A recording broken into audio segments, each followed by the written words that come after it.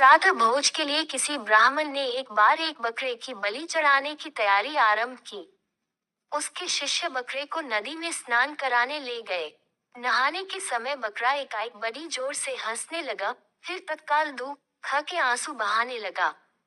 उसके विचित्र व्यवहार से चकित होकर शिष्यों ने उससे जब ऐसा करने का कारण जानना चाहा तो बकरे ने कहा कि कारण वह उनके गुरु के सामने ही बताएगा। ब्राह्मण के सामने बकरे ने ये बतलाया कि वह भी कभी एक ब्राह्मण पुरोहित था और एक बार उसने भी एक बकरे की बलि चढ़ाई थी, जिसकी सजा वह आज तक पा रहा था।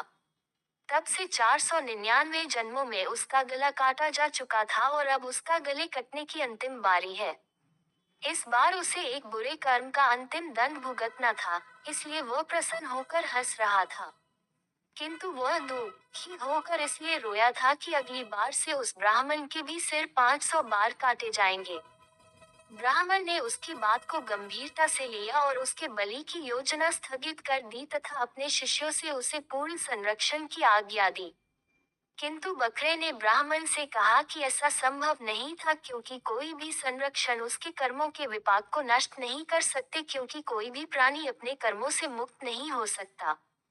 जब शिष्यगण उस बकरे को लेकर उसे यथोचित स्थान पर पहुंचाने जा रहे थे, तभी रास्ते में किनारे एक पेड़ के शाखा पर नर्म नर्म पत्तों को देख ज्यों ही बकरे ने अपना सिर ऊपर किया, तभी एक वज्रपात हुआ और पेड़ के ऊपर पहाड़ी पर स्थित एक बड़े चट्टान के कई टुकड़े छिटके।